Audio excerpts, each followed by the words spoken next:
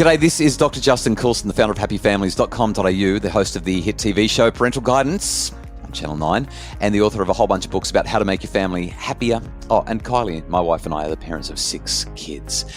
As you might have noticed on the Happy Families podcast for the last couple of weeks, I've been joining forces in a really fun collaboration about how we can get more balance, more health, more well-being into our lives. I've been joining with Dr. Amantha Imber from the How I Work podcast. We're going to do it again today and again next week. Today, our conversation centers around how we can be physically healthy in our lives, in our families, and at work. Amantha, this is an area that I know you are so passionate about. I've got a bit of skin in the game as well. I've made no secret of the fact that I love to bike ride. I love to surf. Anyone who's followed me for any length of time knows that stuff. But you've dived into the research. And what I'd love to hear you share is what you've found in terms of research benefits for physical activity. Just the summary. What do we know overall? Well, we know that it's probably the biggest lever we can pull to live a longer and healthier and happier life. So it certainly helps with physical health. That's not surprising, but it also helps massively with mental health. And certainly there's some research that I've read that has compared the impact of regular exercise, cardiovascular exercise specifically, and they've compared that to antidepressant medication. And the results in terms of reducing symptoms for depression are pretty much on par, which I think is quite amazing. So the effects of medication without any of the side effects. So I came across a brand new study. In fact, I mentioned it on one of my podcasts a little over a month ago. University of South Australia, they did a huge meta-analysis where they study all the studies, something like 90 plus studies with 120,000 participants. And they published in the British Medical Journal, I think that they said that exercise, physical exercise, even in the short term, like within the first week or so, can be 1.5 times more effective than psychopharmacology and 1.5 times more effective than sitting down on the couch and telling somebody about your problems. Like it's that profoundly powerful. The thing is, when I think about a conversation like this, I'm a keen cyclist. I'm awake at 4 o'clock several mornings a week so that I can ride my bike, or I go surfing when the surf's on. You love the gym. You love to be fit. I mean, this is something that you've been really clear about on your podcast for a long time now. Not everybody feels the same way that you and I feel about moving their bodies. I mean, we all know we're supposed to do it. But if you say to somebody, why don't you sign up for yoga or Pilates or go to the gym and pump some weights or go on a bike ride, see if you can ride 20Ks or sign up for that 5K or 10K fun run, go and do park run on a Saturday morning. And sometimes people will say, no, I don't like exercise. It doesn't feel nice. And I don't have time to sign up for a class or do that thing every day. In your research, what have you found in terms of the necessity that we are exercising frequently and intensely and having that structured kind of exercise? Is it important? Does it work? Are there other ways around this? Well, I've got a couple of strategies that I think might help. Firstly, if you look at the exercise guidelines from the government or from the World Health Organization, they say that we should be doing, I think, up to 150 minutes of moderate intensity exercise every week. And I imagine, people listening to this, they're busy. And if they don't have a regular exercise routine right now, that's a huge ask to go, you need to find 150 extra minutes in your week to move your body. But, I've got a question about that, though. Yeah. That's 2.5 hours across 7 days. It's not a huge amount of time, really. So that's not a question, that's a statement. But what's moderate intensity? What does that actually mean? Moderate intensity means where, let's say, you're going on a fast walk, so you can still have a conversation, but you're a bit huffy and puffy. Okay. I would say is a good definition of moderate intensity. But you're right. Like if you break it down over 7 days, it's not that much. But still, I feel like it's a big hurdle to a lot of people developing a regular routine. But there's some really exciting research that came out earlier this year into a concept called VILPA. So that is an acronym that stands for vigorous. I haven't heard of it. Yeah, it's cool. It's vigorous intermittent lifestyle physical activity. So this is so VILPA might be you're walking to the train station, and you can see the train at the platform. You are not at the platform, so you sprint for a minute Right. to get to the platform. It Yep. might be you're playing chasey with your kids in the backyard, and you do a quick sprint to get to them. Those sorts of things. So Vilpa is typically bouts of intense activity that are just woven into our day-to-day kind of choices that we make. They might last for a minute or two. And what we know is that if you do just 3 or 4 minutes of Vilpa per day, that's been associated with a 40% reduction in all-cause mortality, which basically means death from any cause, which is pretty amazing compared to not building in any kind of Vilpa into your day and just kind of going about your day fairly sedentary. That's astonishing. 40% is a really big number. Are you familiar with the idea of a blue zone? A blue zone, like in terms of exercise intensity? The blue zone in terms of aging, longevity, and health. So I wish I could remember the book that I read about it in. There's been a whole lot of research done. There are certain communities around the world where people live much longer than most humans live, and they live much more actively and happily. Their well-being is high. It's not that they're living longer and dying longer. They're actually living longer and then dying quickly of natural causes when their body says, okay, I'm actually done now, rather than having this long-term decades of medication as we slowly pass away in a nursing home. These blue zones, there's just certain communities. Like I remember reading about one in Japan where the average age that people live to is somewhere around about 100 to 105. And what the research was suggesting was, I guess it ties in with this Vilpa thing.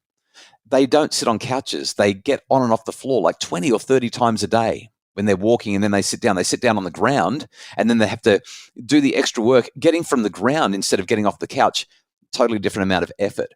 Even the way they use the bathroom. So we've got these very comfortable, well, I don't know how comfortable your loo is, but they're more comfortable than having to squat over a hole, I guess is what I'm saying. But that requires the use of leg muscles. And so I don't know if it's the same as vigorous intermittent lifestyle physical activity, but there's this ongoing use of the body, this physical activity, just regular daily movement. And it made me think, maybe we should get on the floor with the kids more. Maybe we should go and kick that footy or throw that frisbee or go for that walk along the beach. This is what I'm getting from you. If we want to live and work happy, then moving our bodies matters.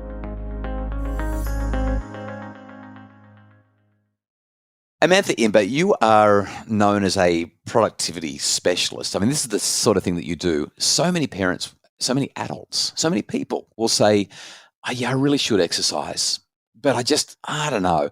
What would you say would be useful to create an exercise habit, even if it's only 5 or 10 minutes a day, something really simple? How do you build that habit? Something that I have used a lot in my life is a strategy called temptation bundling. So, this is where you think about the activity that you do not like doing. And for a lot of people, that is exercise. Most people don't like riding on a bike, Justin, unlike you, who gets so much joy from it. Put most people on an exercise bike and they are very unhappy. So, identify the type of exercise that maybe you want to do. But then with temptation bundling, you pair it with something that does bring you joy or does bring you pleasure. So Like eating chocolate. Like eating chocolate, but maybe not while you're on the exercise bike. Let's go with another example. So this is from my life, Justin. Yeah, so okay. I have an exercise bike at home, but I do not like the exercise bike. Right now, I'm very into slow jogging, but on rainy days, an exercise bike is preferable, but I don't like it. And so what I do is I say to myself, okay, there are a few TV shows, some TV shows I like that I feel no guilt watching, like Succession. But other TV shows I feel a major amount of guilt watching, like The Bachelor. Not the Australian one. It has to be the US. It's so trashy. Gosh. And I used to think you were so great, and now you've said that. Oh no. But you can still think I'm great because I don't let myself watch it unless I'm on the exercise bike. So I am bundling this thing that brings me so much guilty pleasure, but it's no longer guilty because I'm on the exercise bike. It's just bringing me pleasure and it's distracting me from the pain of the exercise bike. So we can apply that to anything that we don't like doing. So think about the unpleasurable activity. And today we're obviously talking about exercise, in the context of physical health, but find something that you really love that you can do with it. Like it might be going for a walk and listening to your favorite podcast, for example, and only letting yourself do that when you're walking, which makes it even more pleasurable, the unpleasurable activity. So this reminds me of two things. It reminds me of the habit stacking principle, which I'm sure you're very, very familiar with. Rather than temptation bundling, it's just, okay, I already do this thing all the time. So every time I do this thing, I'm going to do this other thing. I'm going to do some exercise. I wish I could remember where I read it. It would have been at least 10 years ago now, but I read in a book, somebody was talking about the way they habit stacked. They wanted to do more push-ups in their life, but they just didn't want to do them in the morning. And there was no other convenient time.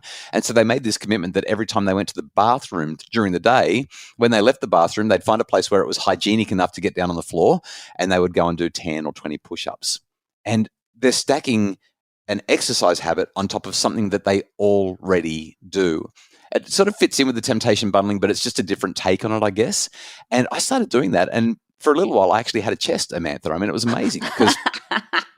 And then I let the habit go. But again, this exercise, it works. And I think I want to put in another plug as well for nature, as there's something about being in nature that is both soothing and invigorating.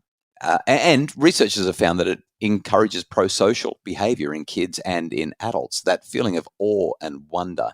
And there's just something great about being up early, watching the sunrise as you ride your bike along the coast or through the mountains. Sorry, I'm getting autobiographical again. Sorry about that. But these are kind of my ideas. Last word, I guess. If we really want to help our family to be healthier, I'm thinking now about the parents who are worried about their kids spending too much time in front of screens and just not building those good health habits that encourage physical wellness and exercise. What else sort of springs to mind for you if there was one more thing that you could throw out there? Well, I think almost a combination of what we've been talking about in terms of habit stacking, which I love for people that want to know more about that. BJ Fogg wrote a book called Tiny Habits, who I think was one of the first people to talk about habit stacking in the public eye, but also temptation bundling. So, for example, I'm sure that many people have kids that like their devices and want to be playing more Minecraft or more Roblox or something like that. Or is that just my daughter? Probably not. So you could say to them, okay, you can do that, but give me 10 squats or 10 push-ups or 10 burpees first, for example. And every 5 minutes, we're going to take a burpee break. So incorporating it either through habit stacking, so it's like that's the thing that you do before you can unlock your screen time, or building it in. I think both those things could make getting your kids or encouraging your kids to exercise an easier ask. I love this, and it's just prompted one more quick thought from me, and that is, if the kids don't want to move their bodies, you know what is so effective at getting them to move their bodies is you moving yours and doing it with them. Just the quality of connection. My kids are quite happy to go for a walk with me. They're happy to go for a run with me or a ride with me so long as I go slow enough. But even if I'm just doing some physical activity, like recently, did the beep test in the backyard. And the kids were like, oh, we're in. They just wanted to see how far they could run and for what level they could get to. There's something about connection and physical activity that is great for relationships. It's great for the family. It's great for our well-being. I couldn't agree more. And I just want to share one more anecdote on that. I mentioned that now my cardiovascular exercise of choice is slow jogging. I caught that. I can't do slow jogging. If I'm going to run, it's got to be fast. For me, I just want to avoid getting injured because I used to do a bit of jogging, but I got injured and this was many years ago. And then I just left that side of me behind. But then my daughter has run club Thursday before school, and she's not a mad keen runner, but she does voluntarily participate in run club. And I thought, wouldn't it be great if I could do that with her, because they often look for parent volunteers because they're running through the streets of the suburb where the school's located. And so I did couch to 5K, and I'm now a runner or / slow jogger again, because I thought, wouldn't that be a great connection opportunity once a week with my daughter to participate in Run Club together? And now I can run far enough that I can do that with her. I love collaborating with people, and I love the conversation that Dr. Amantha Imber and I have just had. The Happy Families podcast for today has been produced by the iHeart Radio Network Australia. Our executive producer is Craig Bruce, and Kylie and I will be back tomorrow on the Happy Families podcast. If you'd like more info about making your family happier, please visit happyfamilies.com.au or check out our Facebook page, Dr. Justin Coulson's Happy Families.